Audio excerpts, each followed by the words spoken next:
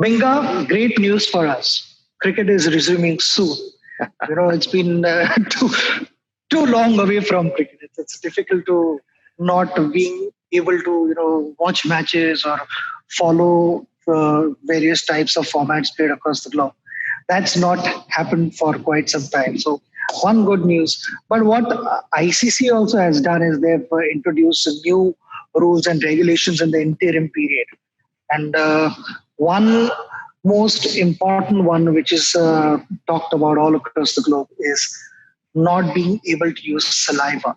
What do you think of that? Well, a big g'day from down under, mate. It's good to see you. Yeah, look, it's a tough call because when you've done something your entire life, from the age of 9, we were taught to put some saliva on your fingers, then place it onto the ball, which is totally legal, and then shine the ball on your pants, on the back of your pants or the front pleat of your pants. That was what we were told. That's what we've grown up with. So all of a sudden to be told something totally different, like you cannot do that, I think it's going to be very hard to stop. I think it'll be very hard to police. Yeah. And it's going to take a lot of people a lot of time, I think, to get out of what is a habit. I mean, it'd be like me saying to you, you can't play a straight drive that when they bowl at the stumps. You have to deflect the ball somewhere else. That to me is so hard. Because your natural reflexes are going to take over. Well, the natural reflexes are going to take over, yeah. Yeah, and when you're in the moment of the game, I mean, I couldn't even tell you that I even think about, licking my fingers and touching the ball. It's that natural habit. It's what you do. Yeah. It's what I've done my entire career. So I think there has to be a lot of leniency, maybe, 2 or 3 warnings per player, because I can guarantee you if the players are told they can't do it, they won't do it on purpose, but I think it will happen through that natural instinct. Exactly. And what happens to places like New Zealand or Ireland, or for that matter, even England, in those typical cold English days? So what does one do? You're not going to sweat. The first thing you do is you put a thermal on, then you have a long sleeves t-shirt. I remember when I played for Yorkshire in 1992. I went there in the beginning of May and it was freezing. I cannot forget the game we played in Hove as well. I had 5 layers on a thermal t-shirt, a short sleeve jumper, a long sleeve jumper. And in spite of that, I was frozen. So I had to literally practice track top. I turned that inside out and I wore that. I said, I'm frozen. The only good thing was that I was standing in first slip. So I had to make adjustments. I was literally standing behind the keeper and second slip was, near my pocket. Yeah, I said, standing in backstop. Yeah, exactly. In those days, no social distancing was practiced on the field. So I was lucky then. But what happens now in these conditions? How do you shine the ball when you don't sweat? When I think about Australia, the parts of Australia get really cold. Tasmania, I mean, you get days down there that go into the single digits. So it's very hard to sweat when the sun's not out or you're in a condition where your body overheats, because that's that natural reaction. It's your body way of cooling itself down. So if it's not hot conditions, how do you then get sweat? If you can't get sweat, how do you then look after the ball? If you can't use saliva and you can't use sweat, what do you do to shine the ball? I don't think it's fair for the bowlers. I think it's a disadvantage to the bowlers if that can't happen.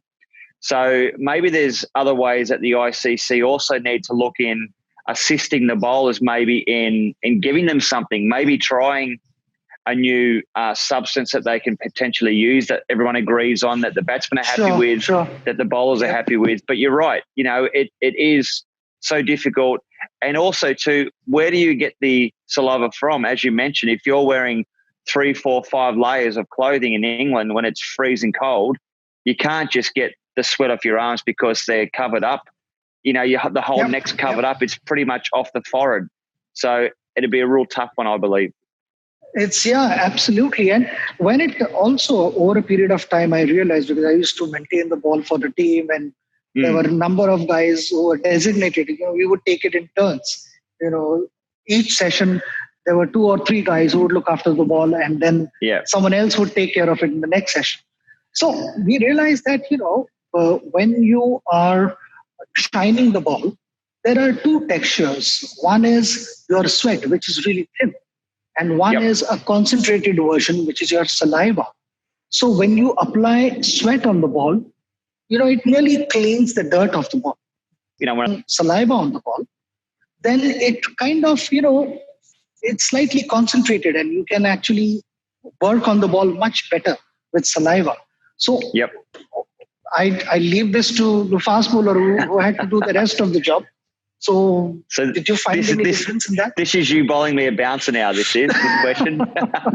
Look, there's 2 ways to look at it. Look, I'm definitely not a medical expert, but what I have noticed and what you do learn, coming through playing sport and even through going through school, saliva definitely will contain a lot of sugary sort of components. So what you eat during the day, what you drink, all the sports drinks that we drink to stay hydrated, that will have a high sugar content. And then when you sweat, when that body passes out the fluid through your sweat glands, it'll be a very salty content. So you've got the difference between a salty, what you said true is definitely true. It's a lot thinner type of fluid coming through, and it's a higher salt content when you sweat, and then a thicker fluidy sort of substance when you use saliva. So there are 2 different ways. It's going to be so hard though to stop those fingers going into the mouth to rub your fingers onto the ball. Then it's going to be so hard to do that. But once again, if you can't use sweat, then what happens? There's nothing for the bowler. Because you see, whatever period we've played, we have used saliva when the ball was new. And when the ball starts reversing, you slowly from saliva, you move to sweat to make one side heavier. And that imbalance in the weight will get the ball to go in that direction. So I found there were 2 ways of getting the ball to reverse. One was to have the imbalance in the weight, and the other one was to keep it smoother, so there is less friction and it travels faster than the scruffed up side. So we are basically left with just one option, isn't it? Now, because the other option of shining and with saliva and not focusing much on getting that side heavy, that option is more or less ruled out, is what I would say. It is only the sweat that one would have to work on. Yeah, and you were absolutely spot on there as well, because it's when you use sweat only, and if you're trying to load up one side of the ball, it acts as a counterbalance weight. It's like a lawn bowls. There's got like a one heavier side, so the ball will naturally go to the heavier side. It's the way that physics works, and that doesn't always happen though in cricket. There are times where you can load up one side of the ball to make it heavier, but it doesn't always work as well as you'd like it. There are days where it just goes beautifully. There are days where you give it too heavy. So it's a really fine balance of getting the ball just enough weight, that extra bit of weight for it to tail back in, but not too much. But that takes out that natural way to go with the aerodynamics of having a ball where you use that saliva. So yeah, look, it is taking out one aspect of the armory for fast bowlers, which is it kills me to say it. So I was just coming to that point. So now it's considered, putting saliva is unhygienic. Yeah. Is putting sweat on the ball hygienic with this mindset that we have now of social distancing and all those kind of things? Putting sweat on the ball is hygienic. Would you want to catch the ball? I would think twice, because now it's somewhere it's registered that I be hygienic. But also thinking about it from a hygiene perspective now, to think about, we all got this piece of leather that's wrapped around a cork, 156 grams, that we lick it and we put saliva on it and we all throw it to each other.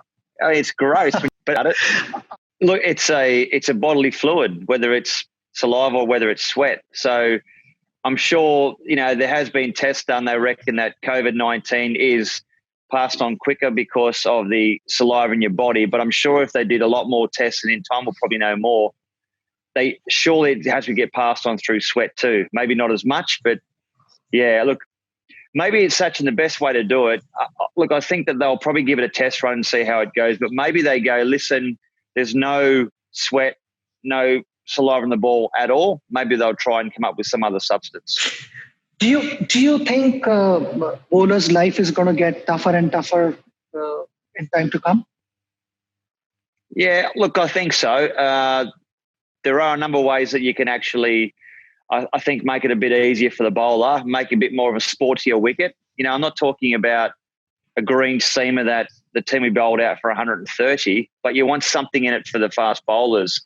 There's been talk about getting the bowlers, you know, a better option in test match cricket to get the ball, second new ball a bit newer, maybe instead of 80 overs, 60 overs or 40 overs. But also, too, I think the best component of playing Test cricket, and I know from a bowling point of view that if I'm bowling in what would be the sort of 60 or 80th over with the old ball, that is as exciting bowling to a batsman that's in to try and get a batsman out.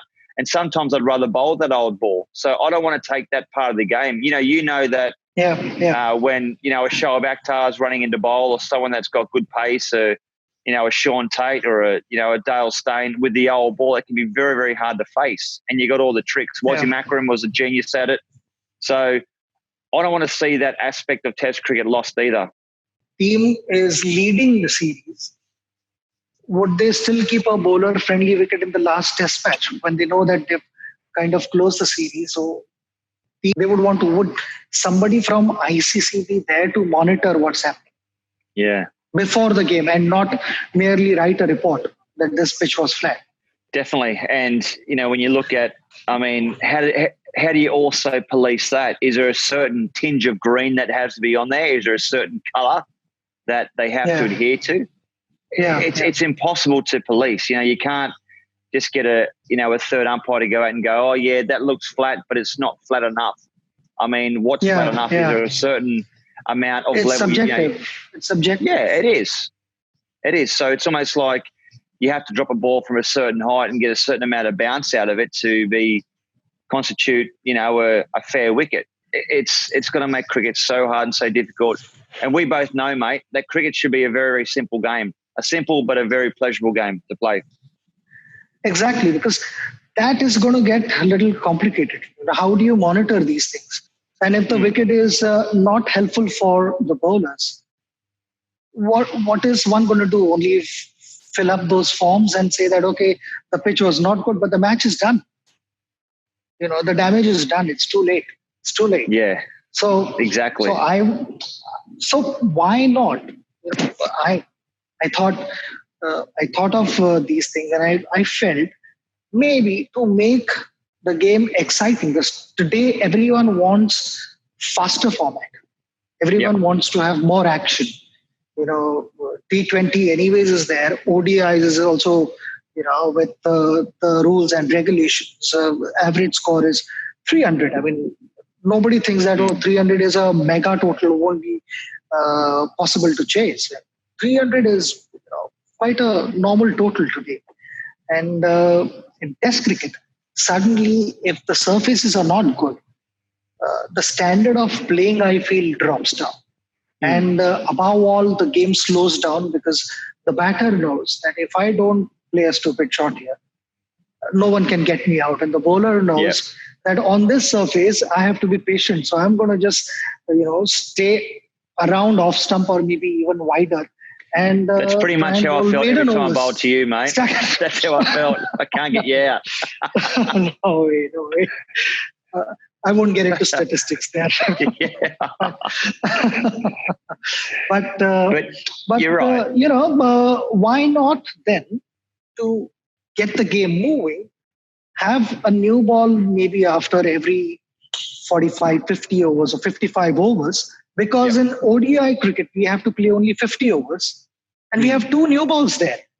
In ODI cricket, 2 new balls in 50 overs. So literally 25 overs. That's it. So here in Test cricket, if you're not going to allow saliva, and sometimes you won't sweat as much, because I feel depending on which part of the world you play, because if you're playing in cooler climate, then you're not going to sweat as much. But if you play in subcontinent, Sri Lanka, India, for that matter, also in the Middle East, you'll sweat a lot. So the difference is, like in ODI cricket, bowling when the conditions are dry in a day-night match, and bowling second when there is a lot of dew on the ground. Though on paper the conditions and rules are exactly the same, but on-field conditions are totally different. It's chalk and cheese. Well, look, I think there's two ways to look at this. There's that way that you reckon and believe that potentially we could change the ball at 45 or 50 overs, so you get a brand new ball when you start, only from one end. And it's not mandatory. If you want to change, you can change. But the ball is available after whatever, that 45, 50 or 55, whatever. Yeah, call it 50 overs, right? So you get a brand new ball when you start. After 50 overs, you've got the option to take a second new ball rather than 80 overs, right? So you're 30 overs better off. Yeah. The other way to look at it is, with the technology these days, they can get a ball that's, say, 40 overs old, that a bit like the third umpire comes out with a bag of balls, right? And then maybe after 30 or 40 overs, they can have a pre-made, scuffed up, one side scuffed up, that's all been done in a proper cricket shop, that it's all, overseen by the ICC, that is tailor-made for reverse swing. Now, I'm not talking about the ball hooping around a corner, but just enough scuffness on one side, so it changes the condition on one side of the ball to allow it to move around. That's the other option. If they pre-make a ball, call it a reverse swing ball, that they might have the option to get that after 40 overs, I think that players also might go for that. So the bowler knows that you bowl with your normal ball for the first 40 overs. After 40 overs, normally when the ball starts to sort of tail around, you can't use saliva, you can't use sweat, but we will give you a pre-made reverse swing ball that you can use up until maybe the 80th over, and then you got the option then to change that as well. That's just another suggestion I thought about overnight that could also work for the bowlers. That's a good suggestion, and I feel that there has to be some help for bowlers as well to be able to extract something out of the surface, and if you're not able to use saliva, then to be able to work something with the ball. ICC should take this into consideration. If we are not going to allow saliva, and there are places where you don't sweat, why not use wax or some external substance, whatever? And I know I heard a statement somewhere that all these things that we are talking about, a year ago, players were reprimanded for that, and players were fined for various things. But today, the times are different. Coronavirus was not there then. Today we are thinking differently. The whole discussion is about the change of the condition of the ball, because we will, with the restriction of not being able to use your saliva, you'll not be able to get exactly what we've been doing for years on it. Yeah. So exactly. Do you think a bottle of wax can be given to two umpires and per inning? Now, it depends how many number of overs you want to use the ball, but you will get X grams of wax per inning. Yep. And that is your quota for that inning or for that ball. And when you get a new ball, then you get another quota, which is another bottle of wax. That ICC needs to decide how many grams. And if you are able to get the opposition out before that, the remaining wax cannot be used in the second innings. It is only for the first inning. So it's like a team declaring, 550 or 600 for 4 wickets down. In the second innings, they don't have 16 wickets to bat. They only get 10 wickets to bat. So it is exactly that way. I like that idea, and you're right by saying, back when people have been reprimanded for doing the wrong thing, that was because they broke the rules. They broke the law in cricket, which you're not allowed to do. That's the reason why they've been reprimanded, and so they should be. And I totally agree with that. Yes, I totally with what's endorse happened. that. Yeah. Now, it's when you're trying to introduce something new, that's fine because the game has changed. Life has changed. I think the way that we live now is going to be totally different. So I've got no issue whatsoever, and I like the idea of having, a little tub of wax. One thing I'd be careful of is that the Julios or the good-looking blokes in the team will be using that through their hair, and you won't get much on the ball.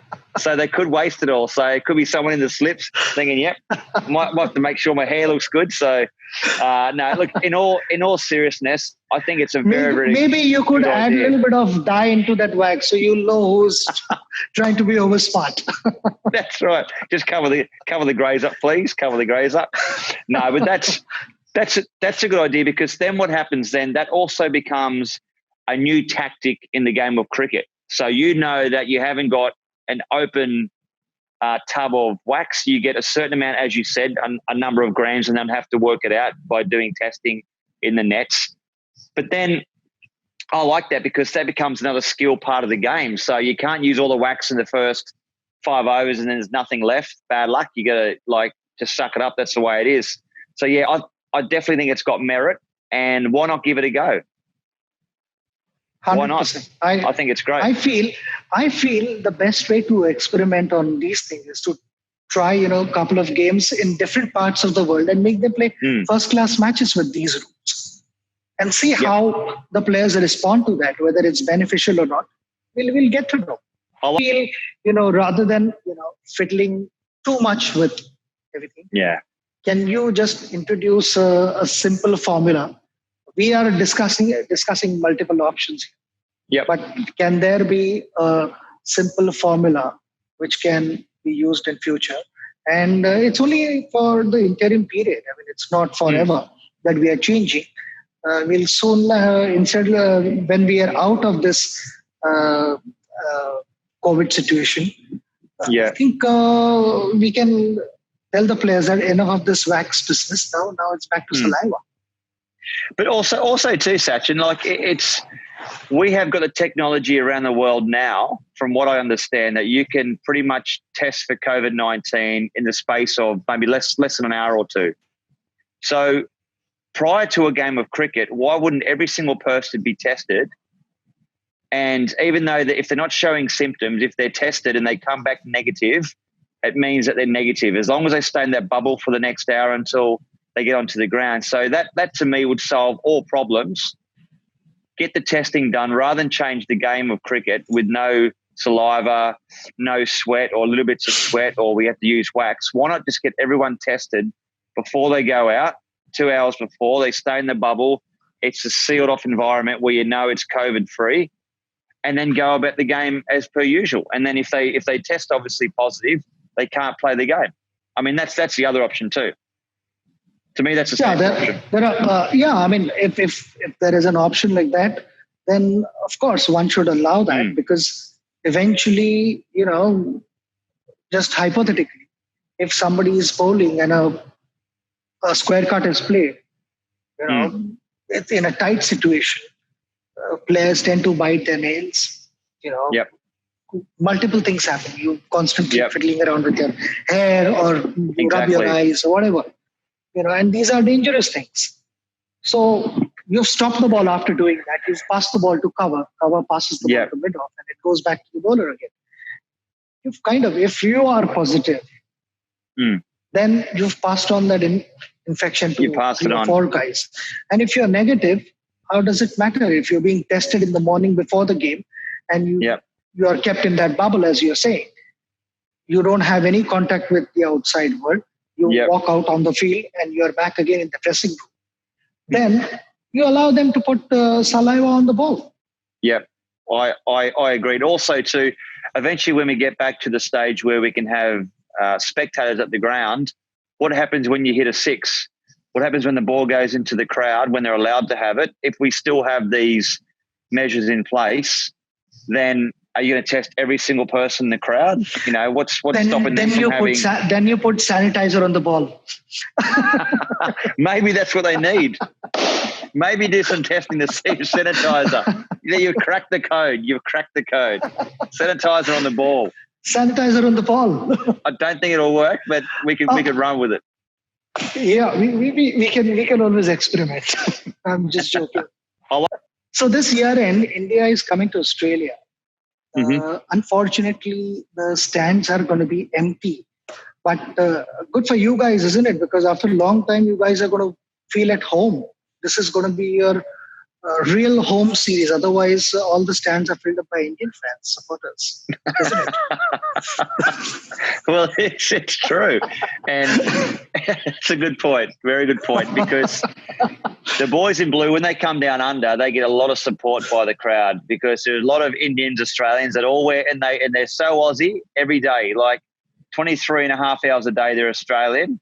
But when India plays cricket, they go, sorry, I'm still Australian, but I'm also Indian now, and this is my heritage, as it should be, which is great. So, look, I really, really do hope, though, Sachin, that when India does come out to Australia, that there will be spectators allowed, and hopefully, with the way Australia's going, our fingers crossed. Yeah, fingers crossed. But if it's not, look, it's obviously going to be difficult to. I know that when I played cricket, to me, I got a lot of the energy from the crowd.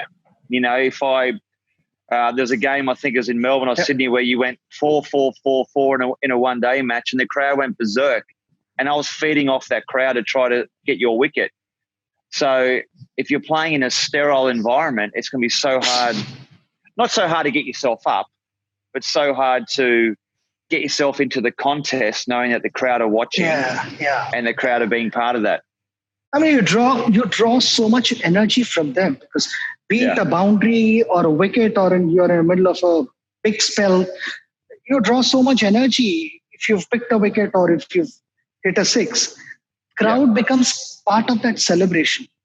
And you want them to, amplify that so that the next ball is even better. And that is what crowd brings to the stadium. I've thoroughly enjoyed my time in Australia. I thought the crowd was fantastic. They've always been so loving and so appreciative of good performances. I think I've come across many Australians who've wished well for me and wanted me to go out and do well, but obviously wanted Australia to win. But I've come across so many people like that. So you've got fond memories about visiting many parts of the world, without any doubt. Australia, Sydney is special ground, and let me tell you, man, it is. That's a beautiful ground. It's a great spot, and maybe if there isn't any crowds, maybe they can have speakers with a fake crowd in, and the old token. That's what they were talking about. Sachin, just to make you feel comfortable if you're up commentating up in the crowd, mate.